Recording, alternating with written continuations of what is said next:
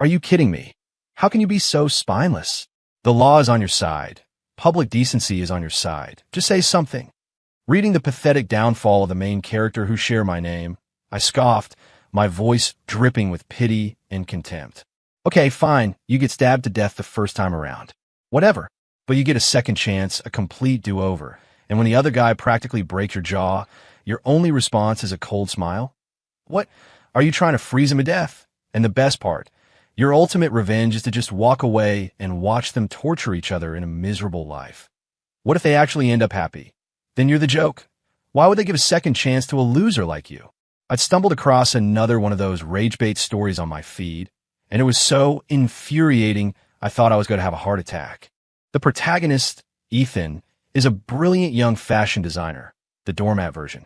In his previous life, right before a major design competition, his girlfriend and her childhood sweetheart stole his portfolio. He was immediately buried in accusations of plagiarism and a vicious online hate campaign.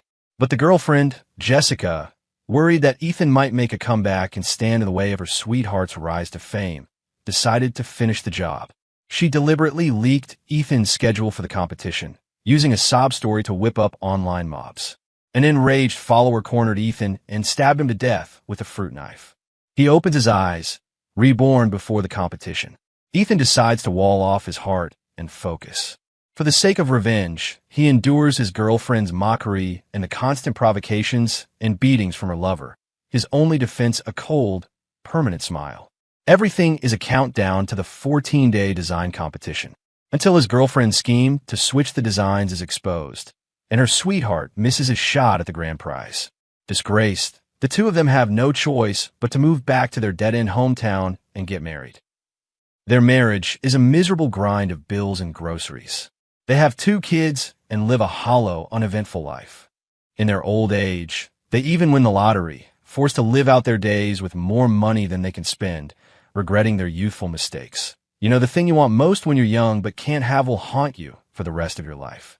I have so many regrets that I didn't dump that spineless loser sooner. Meanwhile, Ethan, armed with nothing but his beloved cold smile, lives a lonely, broke, and sickly life, imagining that one day, things might get better. Pathetic. You are so pathetic. I clutch my chest, grinding my teeth in frustration. Just then, a voice echoed in my head. Oh yeah, you're not pathetic? You think you could do better? Then you go. You're damn right I can do better. I'm not a coward like you. Somehow, I knew exactly who I was talking to, the protagonist. Filled with nothing but disdain for that doormat, I shot back without mercy. Heh, fine, let's make a bet. If you lose, you can stay trapped in that world forever. If you win, I'll give you. The next thing I knew, everything went black, and I passed out. And then, I became the protagonist of that story. Plagiarizing hack, and a homewrecker too. Get him. We'd be doing the world a favor. There's safety in numbers. Let's get him, don't let him get away. I had just arrived in this new reality, my head still spinning, when the fist started flying. It felt like being caught in a hailstorm. In the chaos, I caught a glimpse of a young man and woman standing off to the side, watching like it was a show. Their faces were alight with the smug satisfaction of a successful scheme, mixed with a deep, genuine contempt. The original character's memories flooded my mind. I knew exactly who they were. The woman was his girlfriend, Jessica Evans. The man was her childhood sweetheart, Kyle Roberts, the so-called one that got away, who had supposedly haunted her for life. I'm not the kind of guy who backs down, but this was a nightmare opening scene. I couldn't even get my bearings, let alone fight back. All I could do was try to weather the storm. As I curled up and tried to roll away from the frenzied mob, a hulking man in a hoodie with a grim look on his face pushed through the crowd. He pulled out a glinting fruit knife, roaring, "The one thing I can't stand in this world is a pretty boy leech. You almost ruined a perfect couple. I'm gonna kill you." This had to be him, the enraged fan from the story who killed the original protagonist. He must have been mainlining the toxic Kool-Aid Jessica had been brewing online. Without a moment's hesitation, he lunged, aiming the knife straight for my stomach. A flash of cold steel. Shunk! Ugh! The searing pain in my abdomen almost made me black out. Cornered and desperate, my consciousness gave way to pure instinct. I don't remember much of what happened next. I just recall the waves of agony from my stomach, my vision blurring with each pulse of pain. I think my survival instincts took over. I remember biting down hard on something, on someone. I was fighting back with pure, animalistic aggression. No thought of defense, only attack. But the details are a blur. I think the crowd suddenly got a lot louder. Someone started singing Baby Shark, of all things, their terrified voice horribly off-key. Then, like a flock of startled chickens, the mob scattered with screams. And finally, I had won myself a moment of peace. When I woke up, I was in a hospital bed. Every inch of my body ached. "Oh, honey, you're finally awake. We were so worried. If anything had happened to you, what would we have done?" Oh, God. Hearing my parents' choked sobs twisted something in my gut. The original Ethan's poor judgment and his spineless tolerance had nearly destroyed this family. But that was about to change. Curious, I asked my parents what had happened after I passed out. From them, I learned the details, which were even grimmer than the story had let on. Most of the people who attacked me were local social media users, riled up by paid trolls hired by Kyle Roberts. A few of the instigators in the crowd were actually relatives of Jessica and Kyle. As for the stranger who tried to kill me with a fruit knife, he was just some random guy online. After reading Jessica's slanderous, viral post, he became so enraged that he used the location information she deliberately leaked to hunt me down.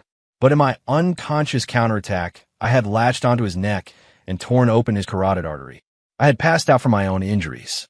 My organs were damaged, and though surgery had saved me, I need to stay in the hospital for observation.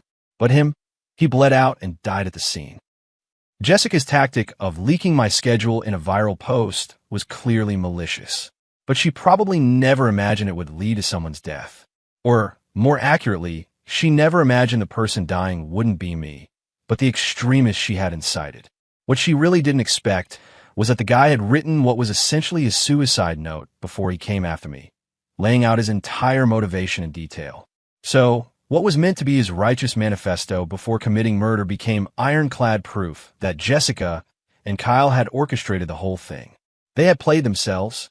Now, the outside world was in chaos. And so was my mind. If I had to guess, the entity who sent me here wasn't evil enough to want me to die in the first act. He was petty. He threw me in at the very end of the first timeline just to make me suffer what he went through before giving me the same do-over he got. But he never counted on me being this stubborn. Instead of quietly dying and getting a reboot, I took the Rage-aholic attacker down with me. Now I was an anomaly, stranded outside the original plot. If I wanted justice, I'd have to get it myself. But then, my mom gave me a piece of news that felt like a lifeline. While I was unconscious, a lawyer had contacted them, offering to take my case. And she was standing right outside my hospital room. No deals, Ms. Dawson. Thank you so much for offering to help. Looking at the young woman in the sharp business suit, her serious expression still holding a trace of youthful earnestness, I was genuinely grateful. Honestly, in my current situation, I desperately needed a lawyer. I didn't even care how experienced she was. Just having someone to answer my questions was a godsend. Claire Dawson was a young attorney who had just passed the bar last year. She had a scholarly air that, combined with her natural charm, gave her a captivating, intelligent beauty. She seemed a little shy holding the fruit basket she'd brought, but the unwavering determination in her eyes struck a chord with me. "It's nothing. I saw your story online, and I figured you might need legal representation given the circumstances, so I decided to come and see if I could help." After a brief chat, Claire told me that the attacker's family had already been to the hospital to cause a scene, screaming that I needed to pay with my life. She had called security and had them removed. Seeing the lingering anxiety on my parents' faces, Claire offered a reassuring smile. "Under state law, this is a textbook case of self-defense during an active assault," she explained. "The other party came at you with a deadly weapon with clear intent to kill, while you were unarmed and being mobbed. We have video footage and eyewitnesses. The evidence is clear. You won't face any criminal liability." Her professional explanation visibly calmed my parents, and I felt a wave of gratitude. This young woman, Claire Dawson, seemed to glow with a righteous light when she smiled. After chatting a bit more with my parents, Claire left her contact information before she left telling us to call her with any legal questions. I just didn't expect I'd need her help again so soon. Not long after Claire left, as if drawn by the scent of blood, Jessica's parents showed up, and they made the most ludicrous request. "Ethan, dear, Jess just made a silly mistake. She was confused. Don't take it to heart." Jessica's mother, who had always been sharp-tongued with me, was suddenly dripping with false sweetness. But her smile was hollow, her eyes filled with calculation. "And Kyle, we've known that boy since he was little. He's a good kid. He was just worried about Jess. Think about it. If Jess has someone else to look after her, it'll be less pressure on you, right? Listen to me, honey. You have to be magnanimous in life, forgive and forget. No one wants a petty man who holds a grudge." As she spoke, her true nature started to leak through, her tone reverting to its familiar condescension. But she quickly remembered she was here to ask for a favor and plastered on that sickeningly fake smile again, her eyes cold as ice. Too bad for her. I wasn't the original Doormat. I wasn't buying it. "Ma'am, I'm petty. I do hold a grudge, and I keep score. Your daughter, my girlfriend, and her childhood friend used online lies to send a killer after me who nearly gutted me. You know this. The sight of you makes me sick, and it's not helping my recovery. Please leave before I call security." The other patients in the ward already knew who I was and the basics of what happened, but that didn't stop me from saying it all again as loudly as I could. I was an outsider to this world. I had no shame. You did the crime, so don't be surprised when I broadcast it. Under the suspicious glares of the other patients, family members, and nurses, Jessica's mother's face went from pale to red, then to a sickly green. Finally, she fled, muttering curses under her breath. The next day, it was Jessica's father's turn. He was more polite, but after a few minutes of pleasantries, he got to the point. He tried to use a marriage to Jessica as bait, demanding I write a sworn statement declaring that the entire situation with him, Jessica, and Kyle was a misunderstanding. He wanted me to say that the extremist who attacked me was someone I'd provoked through a personal conflict and that it had nothing to do with Jessica and Kyle. He also wanted a letter forgiving Jessica and Kyle for their online smear campaign and for stealing my designs. And to top it all off, he wanted me to agree to help get them out of jail. Faced with such an absurd proposal, I flatly refused. Then I held up my phone, showing the active voice recorder app. Rage flashed in his eyes. For a long moment, he seemed to be debating whether to lunge for the phone. Finally, he too turned and fled. His slow brain finally did something smart. Because I knew this wouldn't be simple, I'd had my mom go to Best Buy yesterday and pick up 3 pen recorders and a small body camera. Hospital rules prevented me from using the camera, but all 3 recorders were running. The old man's caution had saved him from making things much, much worse for himself. But a family that could raise someone like Jessica wasn't going to give up easily. Even before I was discharged, the attacks came one after another. First, mediators tried to convince us to settle things quietly. Citing legal precedent, we refused. After talking with Claire, we insisted on pursuing a civil suit alongside the criminal charges. Jessica was cornered, so her family started harassing my parents at home, hoping to intimidate us into backing down. They continued spreading lies online, trying to paint my family as villains, hoping that the loudest and most aggressive party would win. At the same time, Jessica and Kyle's fan base mobilized. Jessica was a minor influencer and had often played up the romantic childhood sweethearts angle with Kyle, the genius designer she had built up. Over time, she'd cultivated a dedicated base of shippers. A portion of these fans refused to believe their idols had done anything wrong and jumped into the fray. They spread rumors, bullied me online, and even followed my parents around town. The family of the extremist who nearly killed me also started making noise. His wife and parents brought their kids to the hospital, raising hell. They threw paint on our front door, demanding I give them an explanation. Every other sentence was, "You killed the breadwinner of our family. You're a murderer." Their demand was laughable. They wanted me to pay them a huge sum of money and cover the living expenses for the wife and kids for the rest of their lives. That was the last straw. I was furious. Were they all just kicking me while I was down? I may seem like a nice guy, but I'm not a pushover. I refused to believe it. With the law as my weapon, I was going to get justice, and I was going to do it standing tall. 3. Hitting the weak point. The day I was discharged, I aimed my first counterattack at the attacker's family. the ones hiding behind the respect for the dead argument. They were the loudest and most vicious. I hired a couple of security guards to accompany me, just in case. The family of the man, Mark Peterson, was clearly not expecting me to show up at their door, still recovering from my injuries and flanked by two large men. Their eyes filled with alarm. "You want me to pay you?" "That's not how this works," I started, my voice hard and loud. "Your husband was manipulated into coming after a complete stranger with a knife. He stabbed me 8 times. That's a crime. That's attempted murder. Do you understand what I'm saying? Mark was trying to murder me." Some people in this world only understand force. You have to be tougher and louder than they are. Mark's wife and parents, who had been ready for a fight, immediately deflated. "But you didn't die," his wife stammered. "Mark is the one who's dead. Shouldn't you compensate us?" According to the state's self-defense statutes, a person is not liable for civil damages for injuries caused in a justifiable act of self-defense. They also bear no criminal responsibility, Claire stated calmly. "In your husband's case, the evidence is overwhelming. The weapon and other physical evidence have been secured by the police. He initiated a surprise attack with a deadly weapon, demonstrating a clear intent to take Mr. Miller's life. Based on the facts, a finding of justifiable self-defense is almost certain." Claire's explanation, delivered in a measured tone, landed like a thunderclap. I hadn't wanted her to come, worried that things might get ugly and she'd get caught in the middle.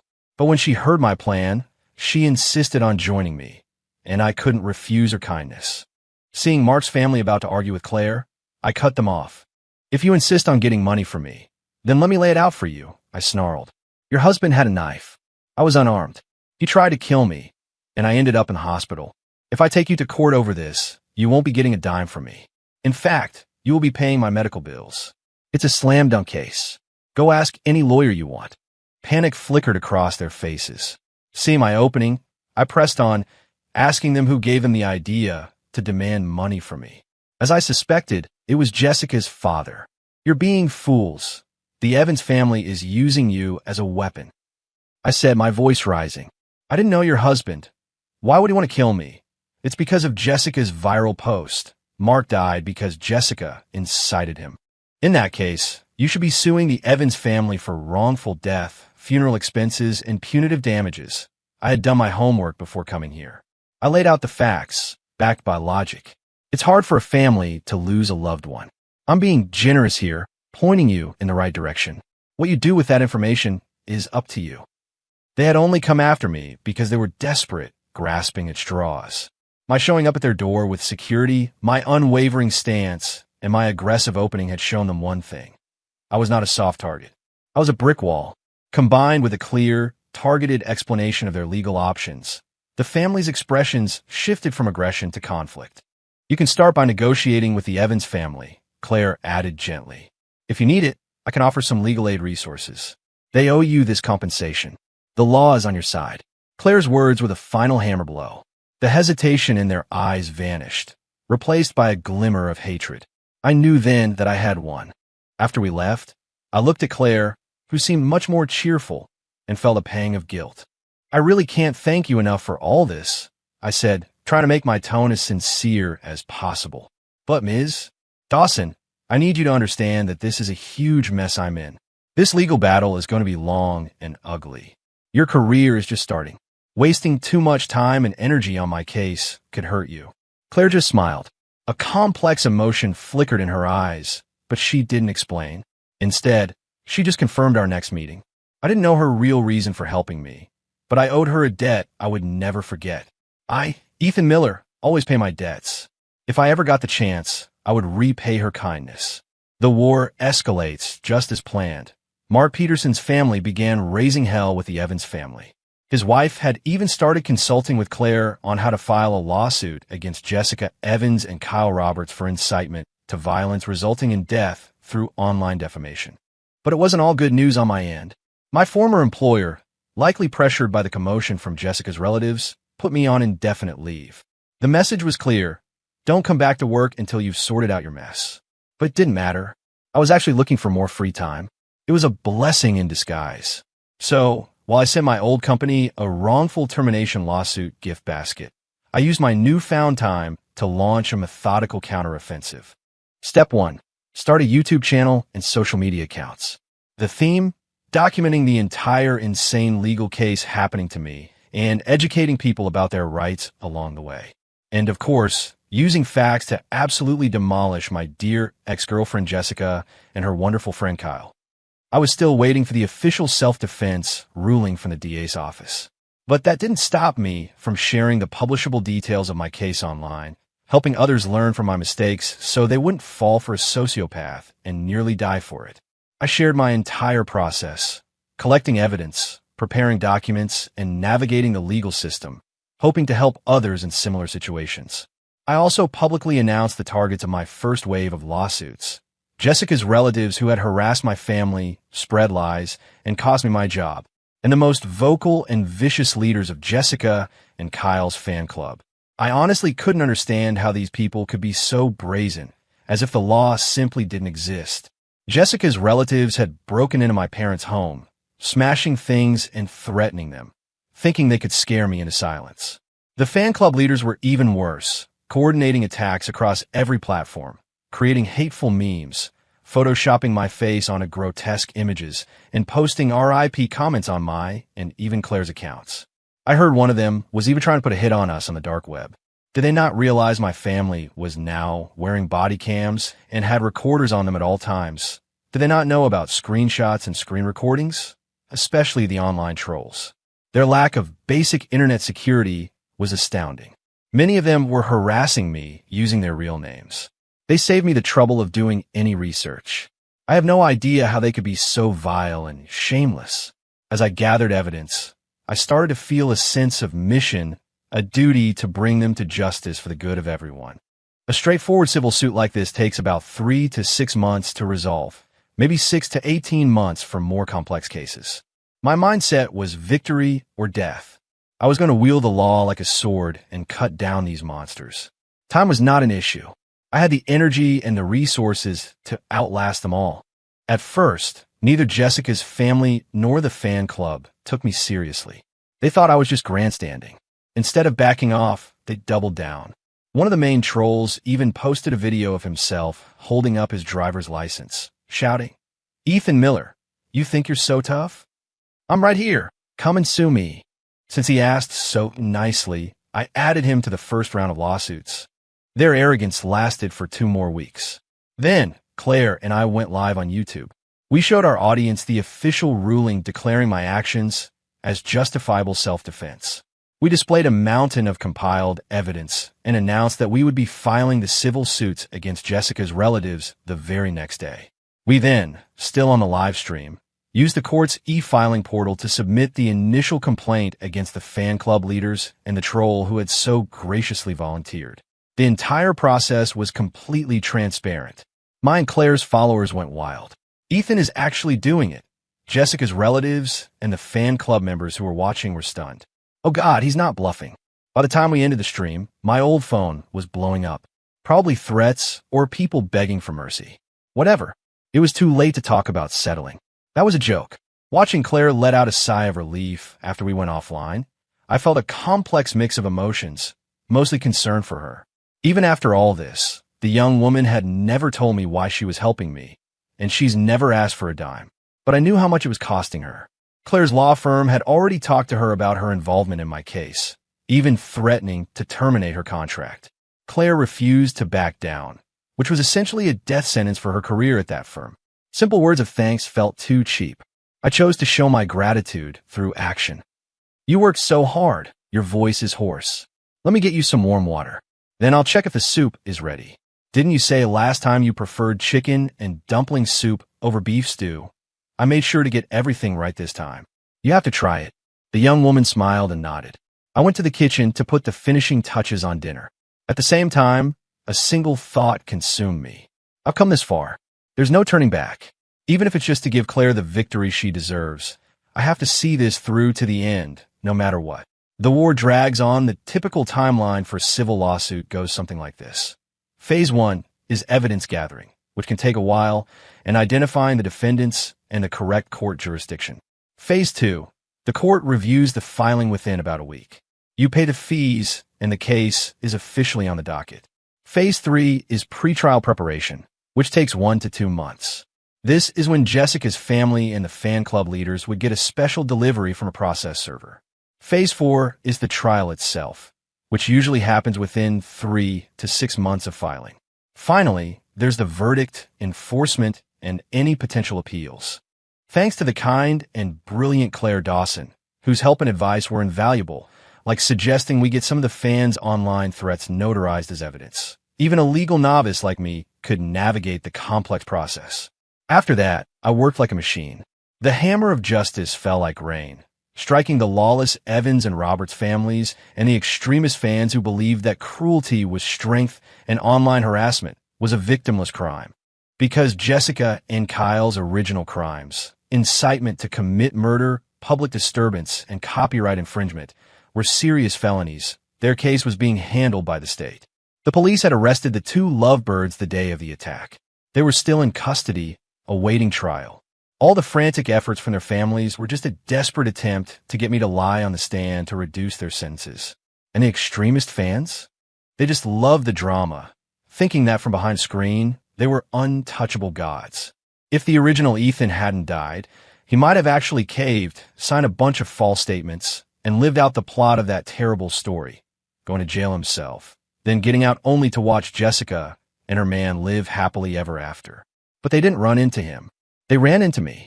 Just as the prosecutor's office was formally charging the happy couple, Jessica's family and several of the fan leaders were served with summonses. I could just imagine the tears of joy streaming down their faces when they received my little gifts. The fans who got served were terrified, but the ones who hadn't been sued yet just seemed to multiply like a digital hydra. They hired bots and rallied even more clueless extremists to launch a new wave of attacks against me and Claire. Maybe it's just hard to get the full story out there. Not everyone knew the details of how I'd fought back against the man Jessica sent to kill me. So, a lot of people lurking in the shadows felt perfectly safe attacking us. But I was fearless. I carefully sifted through the noise, picking out the loudest and most obnoxious trolls and preparing my second, third, and even fourth waves of lawsuits. One afternoon, "Don't cry. If you keep crying, you won't look as pretty."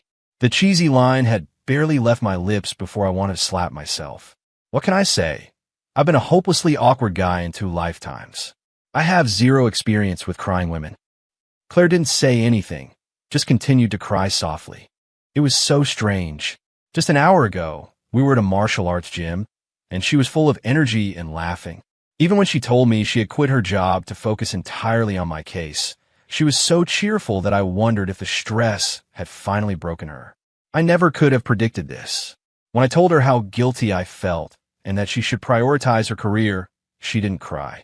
When I joked that our social media channels were making decent money and we could just become full-time legal educators online and support each other, she didn't cry. When I said, "If I have 1 bite of food, I'll give it all to you. Then I'll go mug a little girl for her lollipop and give you half," she didn't cry. She laughed and called me a child. But when I told her, "I'm going to set up an anti-cyberbullying foundation, and a portion of all my future earnings will go into it to help thousands of people like us fight back and defend themselves," that's when she started crying. Hard. Did I? Did I accidentally hit a nerve? You idiot. That's the worst way to comfort someone. Claire almost laughed through her tears at my clumsy attempts. Just then, out of the corner of my eye, I saw a young man in a hoodie walking towards us, his head down. His posture, his gait. It was exactly like Mark Peterson, the man who had tried to execute me. "Look out." I yanked Claire back and started running. The young man, seeing we'd spotted him, broke into a sprint. Damn it. All I did was make a few memes and write a few stories online. I was fighting for justice, and you dared to collect my info and sue me. You got me fired. My girlfriend dumped me. You deserve to die. This is what you owe me. Glinting in the young man's hand was a fruit knife.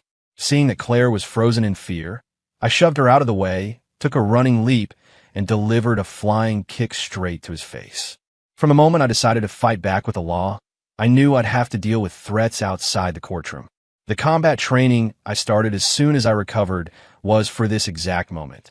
The man cried out and fell to the ground, the knife skittering away. I lunged, pinning him down. Claire, snapping out of it, screamed for help. A few passersby realized what was happening and rushed over to help restrain him. And just like that, another one of our online admirers was subdued and taken away by the police. Seeing Claire still trembling with fear, I pulled her into a hug, my heart aching with guilt for dragging her into all this danger. But when she silently wrapped her arms around me and buried her face in my chest, all the chaotic thoughts in my mind went quiet. This woman, she was warm and soft, and holding her felt so right. Comforting her was important. I just hold on for a little while longer. Claire's confession. The hooded young man confessed to everything. He thought harassing people online was a joke, but getting sued was a tragedy. When he was served, his reputation was somehow ruined, he lost his job, and his life fell apart. He wanted revenge. And Jessica's father, still furious that I refused to help get his daughter out of jail, had finally shown his teeth. He had somehow contacted this guy and helped him plan the attack. Great. Jessica's father had just earned himself a starring role as an accomplice to attempted murder. My next round of lawsuits just got a new name at the top of the list. The old man had finally stepped in it, and he was about to get a face full of legal consequences.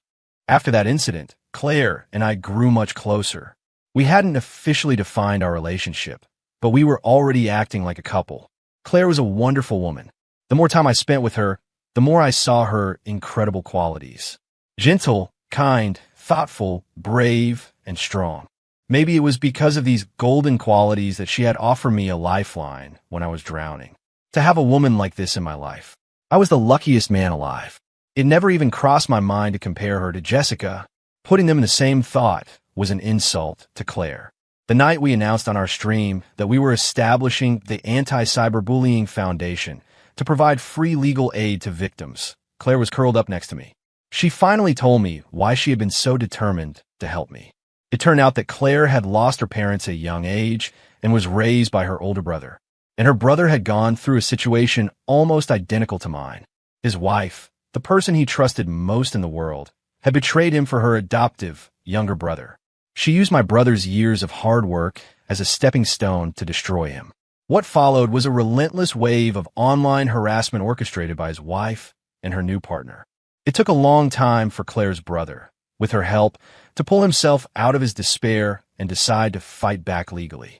But before he could, an extremist fan, incited by his wife's lies, ambushed him outside his apartment and stabbed him to death.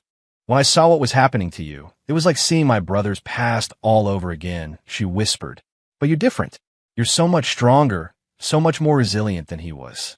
Ethan, getting to know you, being inspired by your sheer will. It's made me so happy. As Claire entrusted her whole story to me, I finally understood what had driven her to become a lawyer.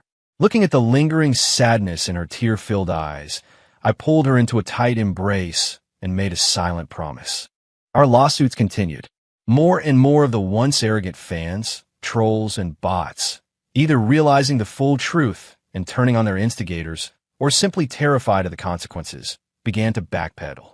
Some started their own live streams, crying and repenting for their actions, begging us not to sue them. Some we could forgive, others we could not. Actions have consequences. It's only fair. At the same time, our foundation started helping other victims. With our support, people who had been silenced by fear were finally able to use the law to reclaim their dignity. Before we knew it, Claire and I had become famous, known across the country as cyber crusaders for justice. Some people thought I was too vengeful, secretly calling me the cyber vigilante. I embraced the title. I even started a new segment on our stream where, after finalizing a list of new lawsuit targets, I draw a name from a hat to decide who to sue first. The stunt scared even more of the trolls into submission. Cyber vigilante. It had a nice ring to it. The trial of Jessica Evans and Kyle Roberts took place 6 months after the day I was stabbed. As the primary victim, I was there to testify. It turns out that when there isn't a spineless doormat to sabotage the case, the kind of law-defying plot from that story is just a fast track to a prison cell. Jessica's most serious crime was incitement to murder. Her viral posts were carefully crafted to provoke hatred, and she had deliberately pinned a comment revealing my exact location, which directly led to Mark Peterson's actions and his subsequent death. Given her profound malice and lack of remorse, The judge started with a baseline of 10 years. But she was also guilty of hiring trolls for a harassment campaign and of copyright infringement for helping Kyle steal my designs. With all charges combined, she was sentenced to 15 years in prison.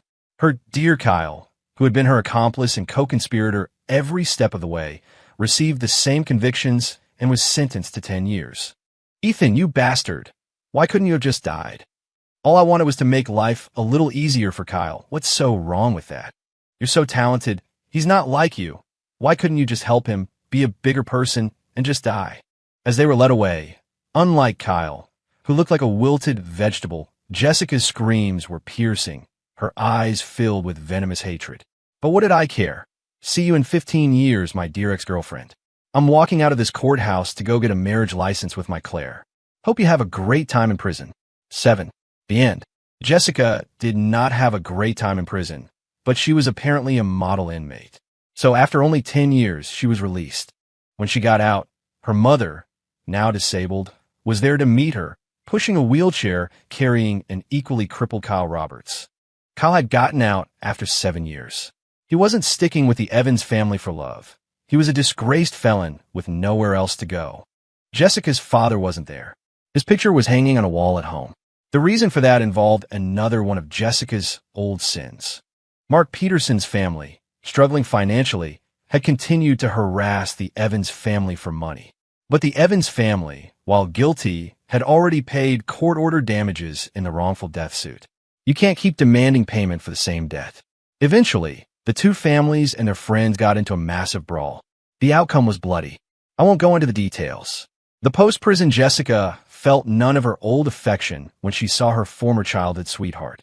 They immediately started blaming each other, and their argument escalated into a physical fight right outside the prison gates. They were almost sent back inside. I know all this because I've kept a close eye on everyone involved in our past, especially recently. I had just used legal means to gather evidence of criminal enterprise against the woman who had ruined Claire's brother's life and her partner. Their company was not only built on fraud, but was also collaborating with online scam syndicates. I didn't have to fabricate a thing. Every piece of evidence I turned over to the authorities was real. People who build their empires on crime rarely go clean. They always fall back on old habits. Their massive corporation collapsed, and they both faced the full force of the law. And with that, I had fulfilled the silent promise I made to Claire all those years ago. Of course, taking on such an entrenched and powerful enemy, on top of my usual work hammering various scoundrels with lawsuits, brought its own set of troubles. Better safe than sorry. I upgraded the security for myself, my wife, and our 2 children, leaving no openings for anyone with ill intent. By now, I'm a pretty big deal. Nearly a decade of relentless litigation has earned me the title of the greatest cyber vigilante and paved the way for my success.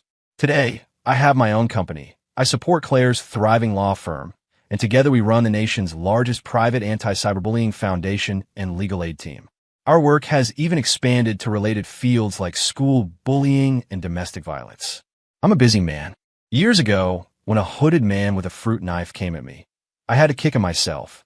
Now, when Jessica tried to force her way into my company building, she was instantly flagged by the facial recognition system at the entrance, and security had her pinned to the ground in seconds. The idea of some random person storming the CEO's office? Not on my watch. Ethan, I'm so sorry. Please forgive me, Ethan. I was crazy back then. Kyle tricked me. You know what they say, the one that got away will haunt you for life. I know it's real now. Please, just give me one more chance, at least. At least see me one more time. Jessica's screams from the lobby were desperate, but there was a manic edge to her voice that suggested she wasn't mentally stable. So, was I soft-hearted enough to go down and see her one last time to get some closure? Are you kidding me? I'm the guy who lives and breathes by the letter of the law. I made one phone call to 9/11. My ex-girlfriend, who was on parole, was taken away for disturbing the peace. The fear of being sent back to prison was enough to make her behave. Later, I heard that she couldn't handle the pressures of life on the outside. She had a mental breakdown, drugged Kyle and her few remaining family members, and then turned on the gas. But what does that have to do with me?